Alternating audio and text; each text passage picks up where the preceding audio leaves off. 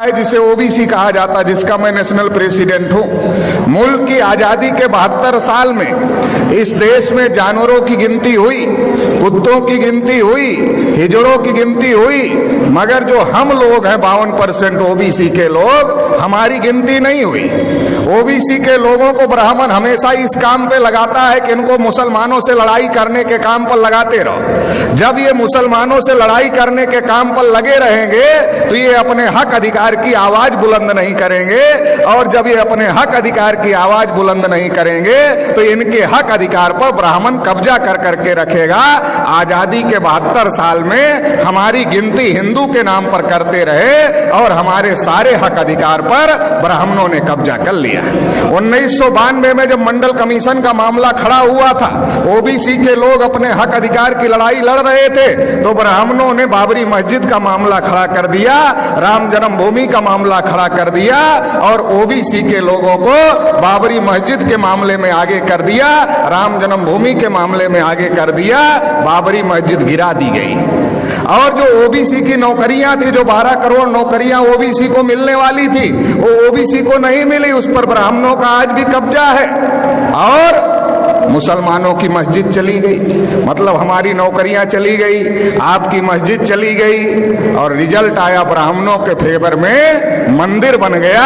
अभी मोदी जी अपने को ओबीसी कहते हैं, मगर उन्होंने ट्रस्ट घोषित किया, ट्रस्ट में एक भी ओबीसी के आदमी को मेंबर नहीं बनाए।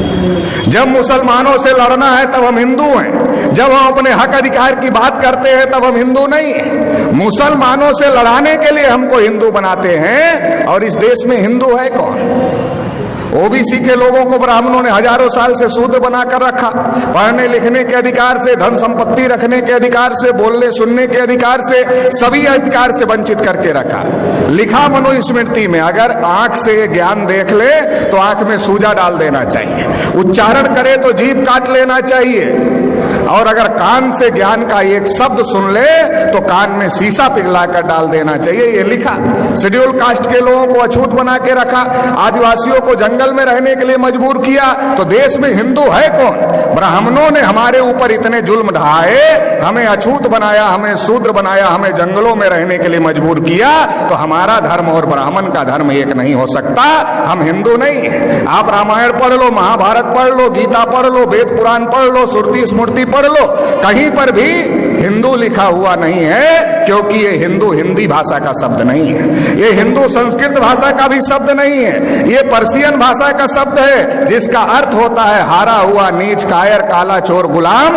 आज भी ब्राह्मण हमको गुलाम कहते हैं, हम गुलाम बनने के लिए तैयार नहीं है, और हम हिंदू नहीं हैं, तो फिर हम क्या हैं? हम इस देश के मूल निवासी हैं, और मूल निवासी कौन है? इस देश के शासक हैं, इस देश के राजा हैं। सम्राट अशोक का नाम आपने सुना होगा, अफगानिस्तान तक, रसिया के बॉर्डर तक सम्राट अशोक का राज था। हम लोग उस वंश के लोग हैं, इस बात को हम लोगों को समझने की जरूरत है। भारत के मुसलमान कोई अरब ईरान से आए हुए लोग नहीं हैं, हमारे डीएनए के भाई हैं, हमारे खून के भाई हैं। जब ब्राह्मणों ने हमारे बुजुर्गों पर जुल्म किया तो हमारे बुजुर्गों ने इंसाफ के मजहब को पसंद किया और इस्लाम को स्वीकार किया।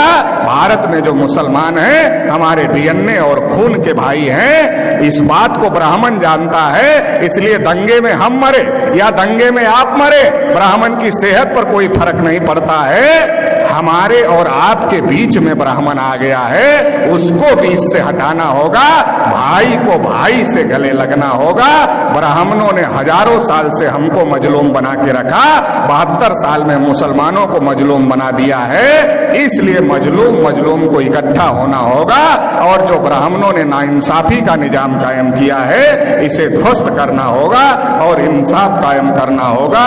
इंसाफ की इस लड़ाई में आप साथ देंगे, इतना ही कहते हुए आपने मुझे सुना, इसके लिए आभार, धन्यवाद। जय मुनि।